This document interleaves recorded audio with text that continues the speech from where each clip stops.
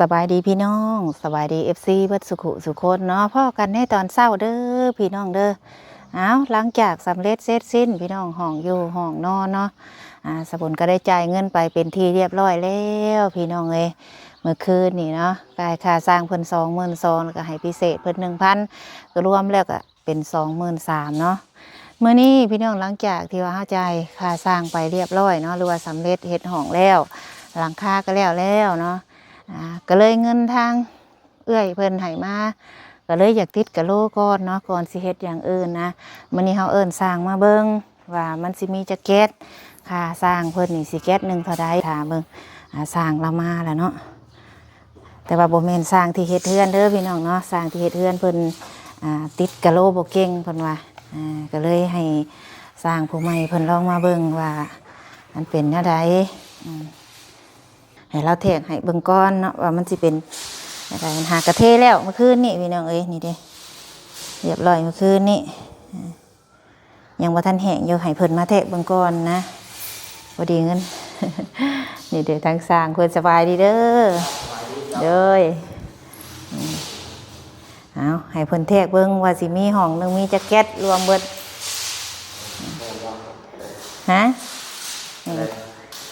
แทกเบิ่งให้เพิ่นมาเบิ่งพี่น้องบ่แม่นสร้างผู้ที่เพิ่นเฮ็ดเฮือนดอกพอดีหาจ่ายเงินเพิ่นไปแล้วเมื่อคืนนี่ให้เพิ่นแทกเบิ่งเนาะว่ามันสิมีเท่าใด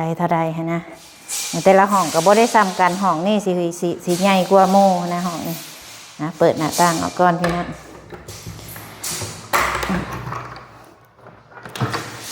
มาเบิ่งก่อนเนาะสิมีแจ็คเก็ตแล้วเพิ่นสิเอา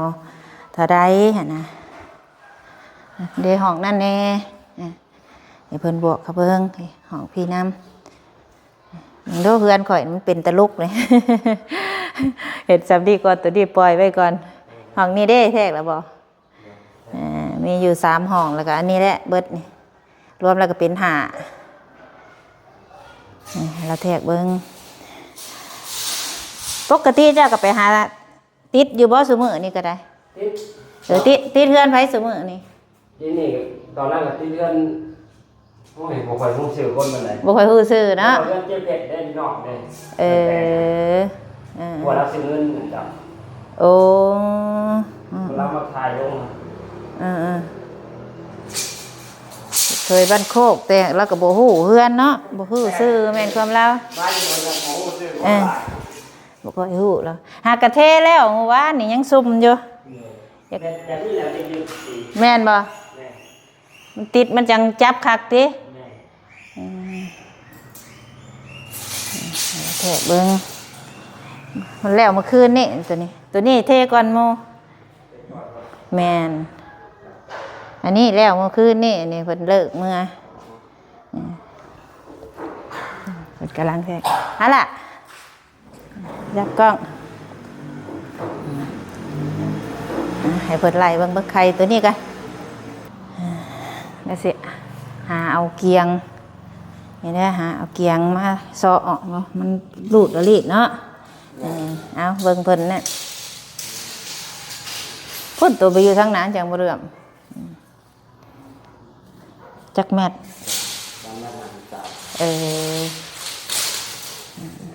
เบิ่งให้เราเทะเบิ่งมันสิจักแก๊สมันได้ค่อยๆระยะติดอันนี้ใช้น้ำเนี่ยเพราะเสียงมันดังไหมไป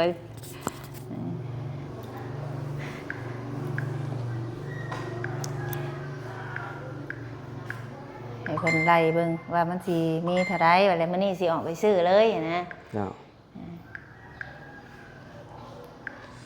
เอ้าแทะบาทนี่เนาะฝนขี้ตกบ่สิเอากะโลใดดีจ้ะเอาเขาสิเอาหน้า40นี่แหละหน้า40เอาซ้ำนั่นแหละซ้ำติดนั่น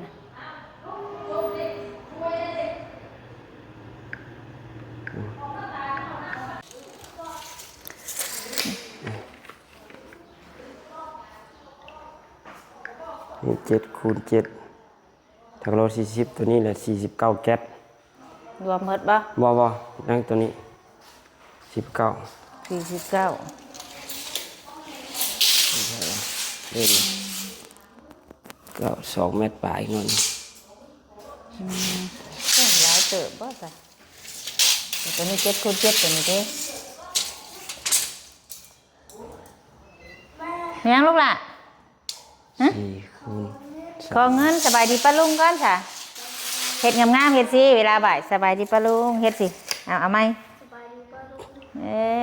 ขอเงินไปโรงเรียน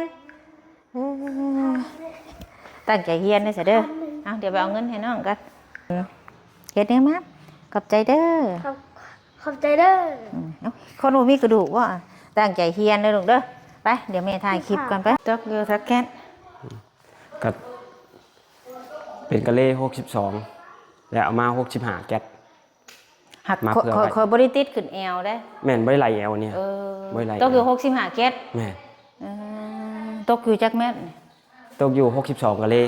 62กะเล่เอามาเผื่อไว้เผื่อตัดเศษออกเลย 62เกต เอามา65เลยจ้ะ 65เกต แม่นจะบ่ได้แล่นหลายเที่ยว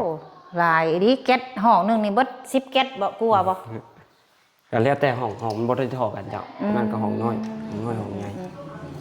ตกอยู่65เกตติโอเค กะเล่62กะเล่แต่เอามาเผื่อ3แก๊สเอาไงจังไว้แล่นแล่นหลายเทื่อ ใครอยู่กันเฮาเอาให้เพิ่นให้เพิ่นไล่ลงเบิ่งเพิ่นว่าตกอยู่65เกตเพิ่นว่าเนาะเอามาเผื่อเมียนเพิ่นว่า จ้ะ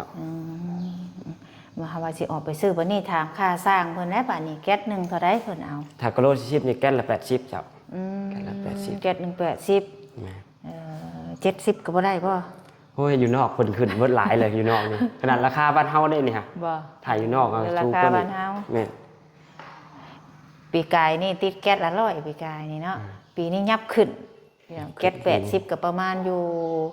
100แต่ว่า100 ประมาณ 110 120เนาะ แม่น ประมาณ120บาทปกติเราเคยติดนี่แก๊สละ100พี่น้องปีกายนี่แต่ปีนี้เพิ่นมันขึ้นกะเอ้าจักคิดมีแต่สิไปซื้อกะโลไว้มาซื้อกะโลมาก่อนคันปูนนี่ประมาณอีกยักซอบนี่ ปูนบ่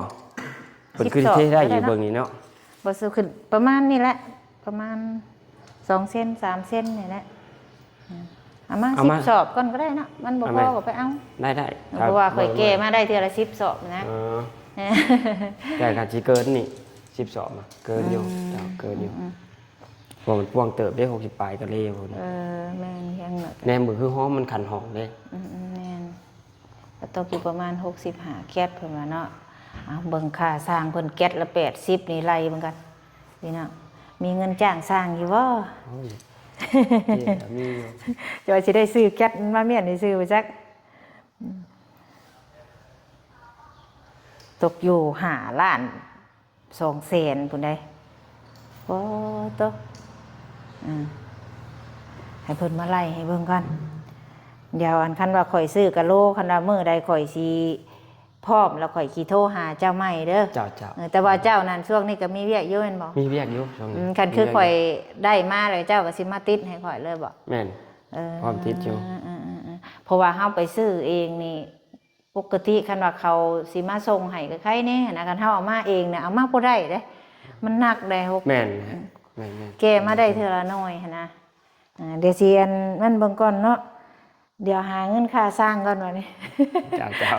ตั้งเทื่อซื้อแก๊สมันว่าเงินค่าสร้างบ่พอหันนะเด้อ กะโลก็ขึ้นแล้วกูบ่ดี แม่นเดี๋ยวสิไปซื้อเบิ่งก่อนว่ามันสิแก๊สตัวใดปกติเฮาเคยซื้อก็ประมาณ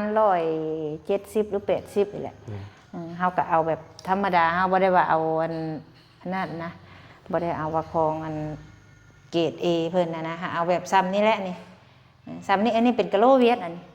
เพราะว่าเวียดเพิ่นมาติดให้เด้ บ่ตรงกัน แม่นเพิ่นมาติดให้เด้เพิ่นมาติดให้ดาวเพิ่นได้แต่ก่อนนี่บัดนี้แหละเอาขี้ดินมาถมบัดนี้มาถมขึ้นใหม่บัดนี้ก็เลยสิไปซื้อเบิ่งก่อนคันว่าซื้อก็โตซื้อกะโลก็บ่แม่นว่าเบิดนิดหน่อยได้นี่สมมุติว่าแก๊ส200เนาะแก๊ส200ตกอยู่ 10,000ปลาย ตกอยู่ 13,000 พุ่นน่ะ 13,000มาใส่นั่นก็ตกอยู่เกือบ 20,000เด้นี่เนาะเกือบ 20,000 บาทพี่น้อยเอ้าจังได๋ก็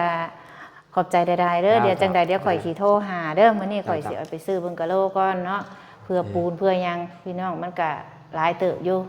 อย่านุ่งอย่าเนี่ยเพิ่นจัดเองเนาะ แม่น เอาจังได๋ก็เดี๋ยวขออนุญาตเอาไม้เด้อบัดนี้เด้อฟ้าขอบใจหลายๆ สร้างน้ำบ้านนี่พี่น้องเพิ่นเป็นเคยน้ำบ้านเฮาแต่ว่าเพิ่นเป็นคนบ้านอื่นเนาะบ้านไหนเจ้านะ บ้านบุงนาว่างเจ้า โอ้บ้านบุงนาวางเอาขอบใจหลายๆเด้อเจ้าพี่น้องเอ้ย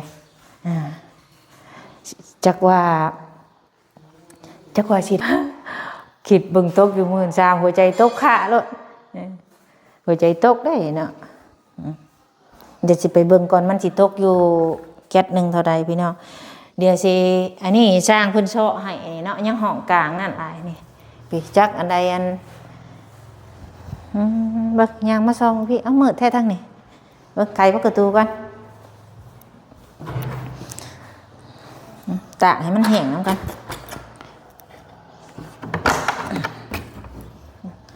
ไปเอาเกียงไปล่ะเกียงพ่อตัวทั้งเล่าผู้เด้อให้เพิ่นมาเบิ่งให้พี่น้องมันก็บัดเฮาไล่เพิ่นมาตกอยู่ประมาณ65แก๊สว่าซั่นเนาะตกอยู่ประมาณพี่น้องเอ้ยเนาะแล้วว่าตกอยู่7x7ห้องนี่แล้วว่า7xซอกเอาก่อนนี่บ่เกียงโอ้คือเอาเกียงตัววิกนี่มีตัวนี้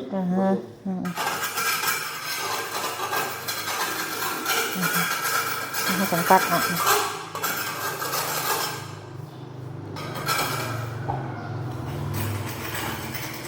ซอกออกบอนไหนมันนั่นแล้วก็ซอกออกแล้วก็สังกัดออกสิออกไปซื้อกะโลมาเมียนก่อนพี่น้องเนาะ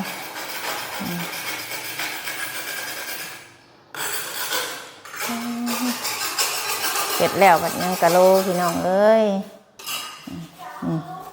พี่ทั้งนี้น้ำลูกเอ้ยเพราะว่าเพิ่นเทพื้นนี่แหละนี่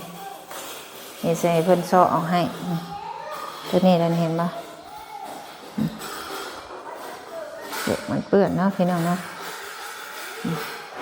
แต่เขาสิหาเอามาคัดมายังเบิดเนี่ยนี่เห็นปะพี่น้องมาคัดเบิดเพราะว่าเฮือนเฮาเนาะช่วงนี้ช่วงอันนี้ช่วงคาห้องตัวนี้นะเพิ่นว่า7x7เพิ่นว่านี่จะนี่เนาะ7x7 เมตรเพิ่นว่าตกอยู่7749และส่วนห้องนั่นบัดนี้ก็ตกอยู่50ปลายเพิ่นว่าเพื่อตัดเพื่อยังเพิ่นเอา60ปลายว่าซั่นเอา65เลยว่าซั่น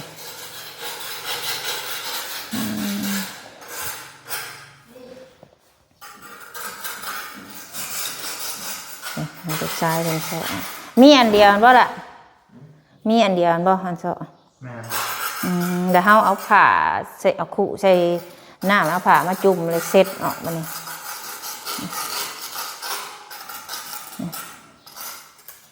เราจังปัดออก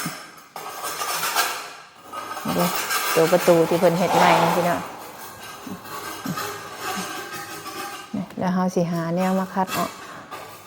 เอาคืนนี้เด้ต่อใหม่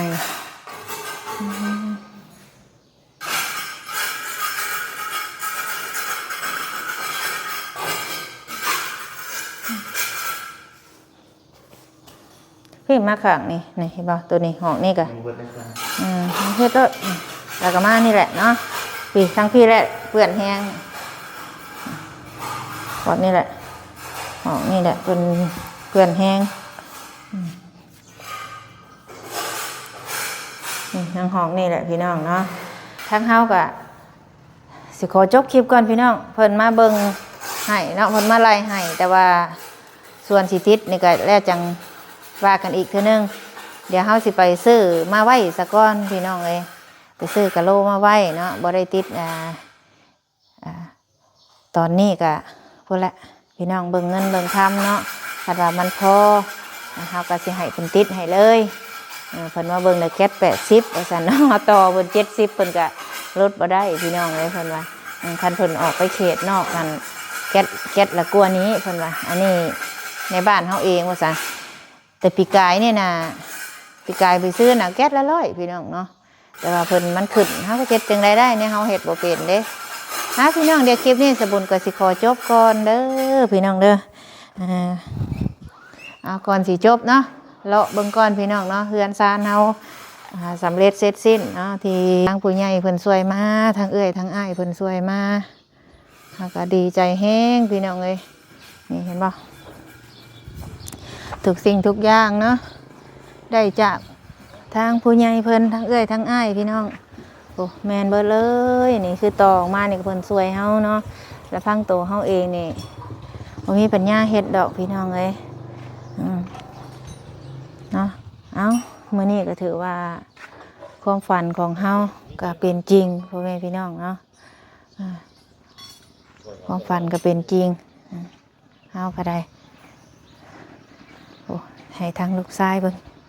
ว่าสิพี่ก็ได้นั่นสิโอ้โตทางนี่เดี๋ยวสิให้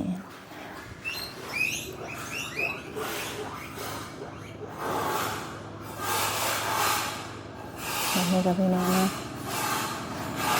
มันแข็งแล้วบ่ได้เตาะไหมออกเลยมีไหมเพิ่นเตาะนี่ว่าสิไปถามทางลูกชายก่อนเป็นได้เฮ้ยถามกันความรู้สึกฮะดีใจเลยดีใจหลายเด้ผมเคยมีห้องนอนตื่นสวยคือบ่ได้มีห้องนอนต้องตื่นเช้าได้ตัวสิเอาห้องใดฮะห้องใดก็ได้แม่นั่นสิย้ายมาอยู่ห้องนี้แม่น่ะสิย้ายมาอยู่ทางหน้าพี่บัดนี้ส่วนทางหลังนะไว้ให้ลูกให้เต้าอยู่แล้วแม่สิมาอยู่ทางหน้าบัดนี้